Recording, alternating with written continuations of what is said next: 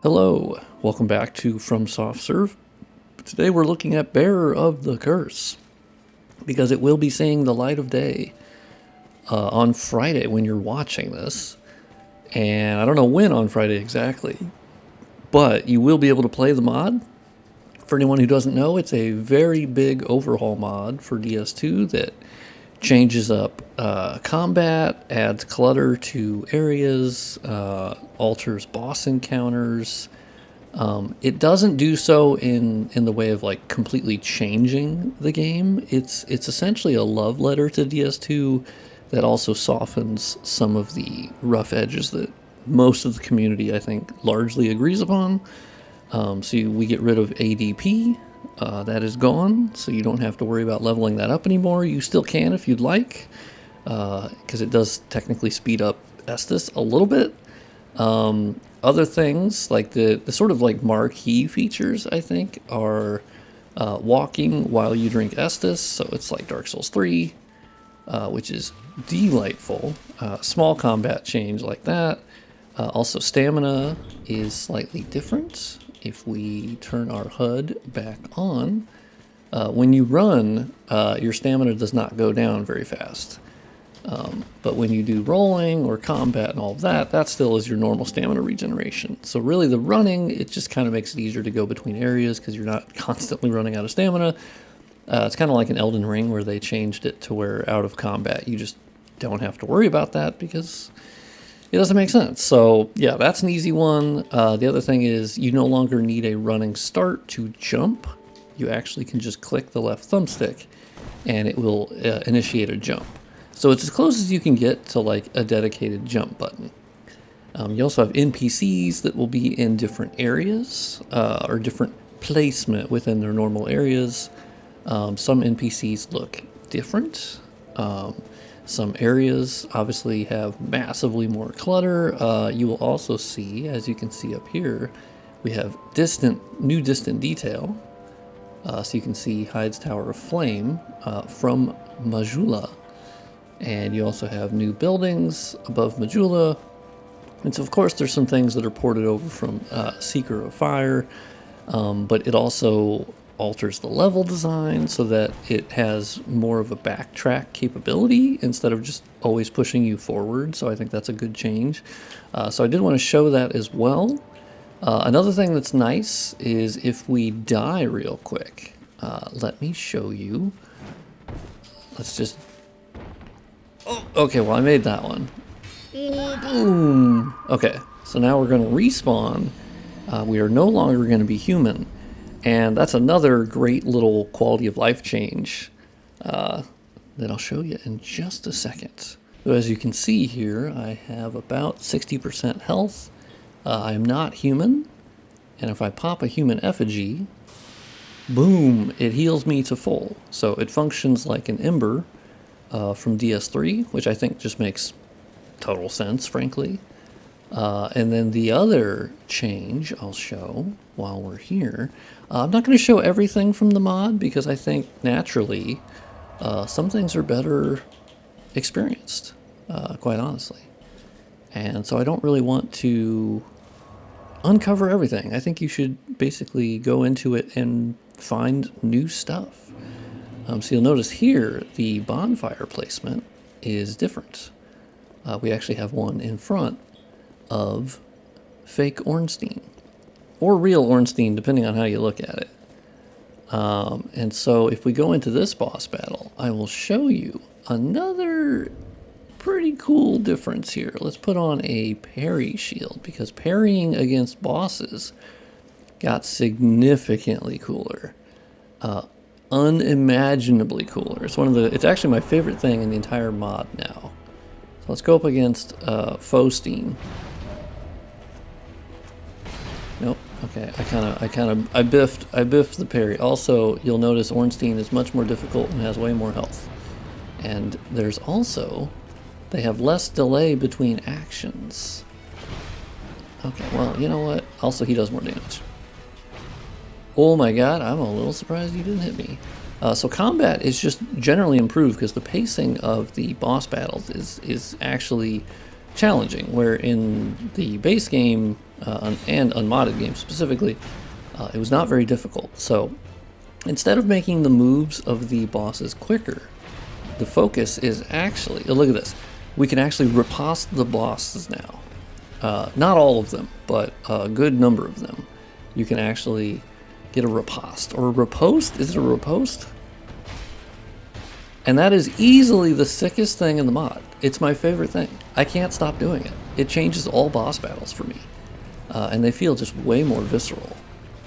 So the biggest, I think, example of missed opportunities in the unmodded game is with Pursuer, where you could always parry him, but unfortunately, you couldn't do anything with it. Like, after you successfully parried him, he just stood there. And so now with this mod, you can actually get a riposte. Ooh, okay. Well, I didn't think you were going to do that move. I actually haven't beat him on this character yet, because he's honestly tough. So, like, whenever you normally go to Hyde's Tower of Flame, or Heidi's Tower, he's usually kind of a pushover, right? The other part about bosses is that they will now more often do moves that were sort of more rare in their movesets that some people didn't see in certain playthroughs, actually. Oh my god. Like, I'll never get over the... Oh, fuck my ass. Okay, cool. And so it just makes boss battles so much more... okay, well, that's rude, frankly. And you can see how normally there'd be like 3 to 5 business days where he would wait for me to heal. But now in the mod, they very much do not give a shit. They are frankly sick of your shit, and they will absolutely... I'm not going to say it's like DS3 level at all, because that game was obviously designed from the start for that sort of like velocity of combat. But even with the changes in this mod, I think it's a massive improvement to where I actually have challenge and have fun with the base game bosses. The DLC bosses I actually always found to be pretty difficult, the non-copy ones. And, well, even the copy ones, to be honest. And so this mod actually, I think, will make those bosses not easier, but maybe a bit more fun, since you have more freedom in combat and you actually have less delay between your actions as well. And you can see this boss battle takes a while because he has a shitload of health. I'm doing good damage, but I have to pick my moments. Boom. You're done. Also, as you can tell out here, there is clutter. There is clutter in the world. We have tables, we have chairs, we have pots. We even have a little stand where we're reading a book that is now dead. Item placement can also be different. Not in all cases, but it certainly sometimes is. And specifically, there are the key items will be in different spots, like the DLC keys. Definitely in a different spot in this mod. So this is actually a great example down here. So once again, clutter, and then we have a wonderful room down here. Yeah, if you've played the unmodded game, this room is mostly just fucking empty and has nothing in it. And now it has a beautiful painting of actually Dark Souls 3, interestingly enough. So that's a bit of a mind fuck there, which I tend, and then we have this beautiful Guinevere painting from DS1. So another cool thing you'll notice is down here, we actually have some scaffolding and extra geometry to climb through. And I think the coolest part about this, and you'll see this throughout the world, not in every area, but added in a good amount of the areas, you'll find new level geometry and traversable areas, and you'll find some loot, you'll find some stuff. And what I really like about the added ladder placements in many places is that so now you can actually go back instead of a lot of the DS2 level design pushed you towards an objective, and then that was kind of it. That was where you went. Now you'll notice the bonfire for the Lost Center is in a different location. Instead of the longer run back that you used to have, there is now an altered bonfire room which is just once again, another little small tweak that is not massively gameplay changing, but I think is pretty welcome, I think, in a lot of cases. And yes, if you're wondering, does this mod make Horsefuck Valley any better? It does. It actually does put a bonfire in Horsefuck Valley, so you don't have to run the entire way.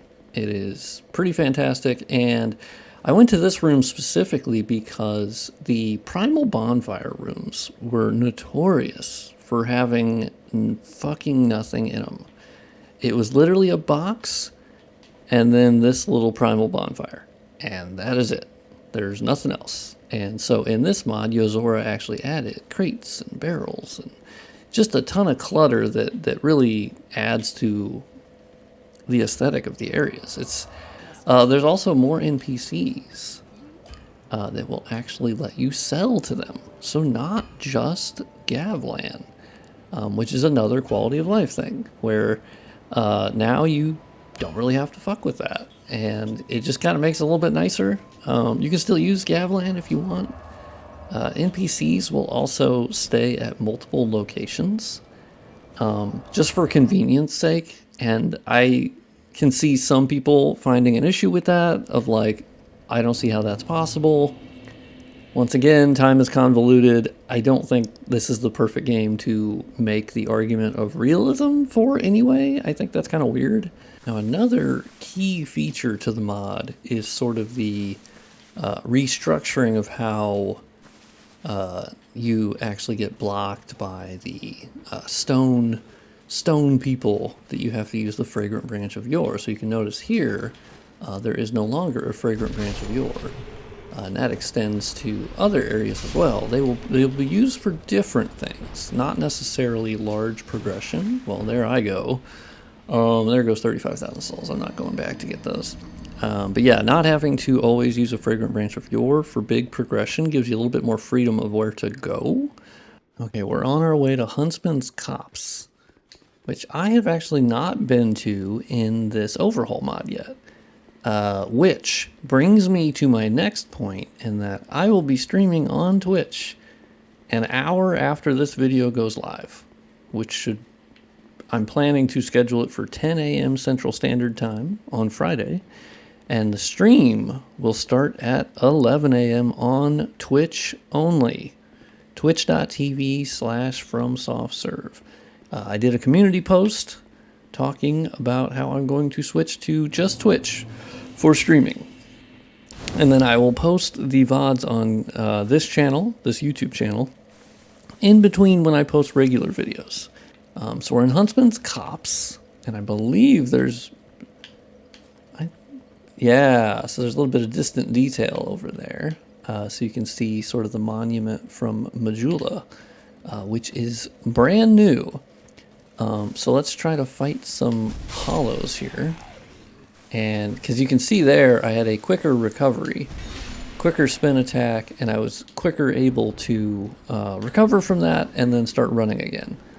That is the other change, is that you no longer have to wait for your stamina to come all the way back up to be able to run again. So another tiny little quality of life change that I think most people wouldn't even notice, which is fine. Yeah, so that's the Majula monument. And then that is the Hyde's Tower of Flame.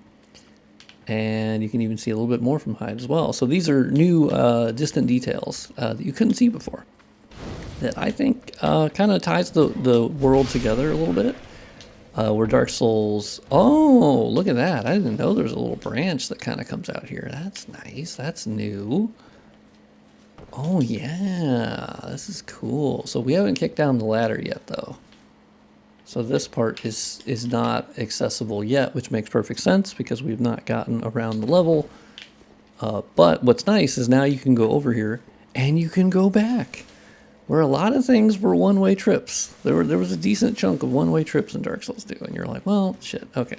The other great quality of life change is the chest here. If you'll notice, I open it a lot quicker. The opening chest animation in Dark Souls 2 by default is slow as fuck for no good reason really, other than just, I don't know, that's just how it was. So that's just another super, super nice change. One of the other big things that technically could be aimed at the DS2 not likers, is what I'll call them, is when we get up here to the fog wall. Fog wall entry in DS2 by default was pretty slow and it had fewer iframes. Let's see, yeah, I have an enemy coming. So normally they would interrupt you because the iframe window was very narrow. But in this mod, it is a lot less, and it's basically like DS1. And you click on it, and booyah, you are in the fog wall. What the fuck? Where is the mention of Dark Souls 2 lighting engine? And you're not wrong to think that, because it does work with this mod, of course. I love lighting engine. And so the installation of lighting engine is very easy, and I will show you right now, live as I'm recording this. So not really live, but you know, DS2 lighting engine. Now there has not been an update yet, but I hear there's an update coming. Well, I follow them on Twitter. And yeah, they've been showing off some new stuff for lighting engine, which looks sick as hell. Let's go to put it in my downloads folder. And we open up the RAR file. You'll see there's a little bit of DLSS action there. This is not a video about, of course, lighting engine and all the features there. Obviously, lighting engine is fucking awesome, and it's probably the best Souls mod of all time. So that's all you really need to know for that. One recommended thing just for installing DS2 lighting engine in general is to back up your shader folder, because it does obviously have its own shaders, and so it's just a good thing to kind of back up your shader. So I usually just make a copy of it. But we're gonna paste. And here we go. We have our DXGI. Now, one thing we do need to do. So we have our Bearer of the Curse installed right here, which I now realize I did not say how to install Bearer of the Curse. That's probably a good thing to include. So let's say you want to install Bearer of the Curse. All you do is copy it to your Dark Souls 2 folder. That is it. There's nothing else. So maybe that's why I didn't have that earlier in the video, because literally it is just, you copy it here.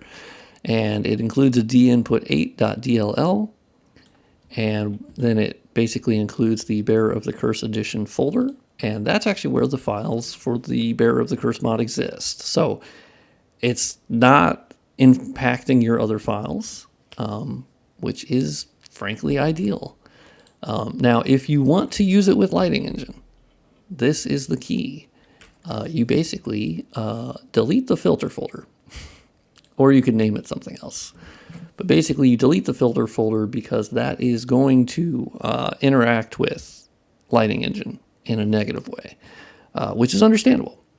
So we basically get rid of the filter folder because that does like per level customizations that lighting engine doesn't like that, understandably. So we're going to launch the game now, and it should be using the lighting engine. So yeah, you can see Bearer of the Curse Edition logo, which you love to see. But yeah, if you want the best looking version of Dark Souls 2 and the best playing version of Dark Souls 2, then you mix Bearer of the Curse with... Oh, I need to raise the gate. I'm an idiot. Oh my good God. Oh my God, that was so close. That was so close. Ugh. Oh my... Damn, I didn't know you had a run attack like that. I'm gonna be real with you right now. Oh, this weapon is sick. Are you kidding me right now? Boom, bitch. Okay, now I'm just having fun playing Dark Souls 2. And say thank you for watching, and I will update this video, obviously, with the link in the description, to download the mod on Nexus mods, whenever that will be. Yozora will tell me. I'll probably be updating it while I'll be streaming.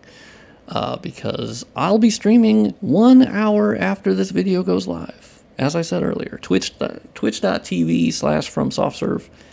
There'll be a link in the description to obviously go to the Twitch, my Twitch page. So join me on the stream. Let's have fun.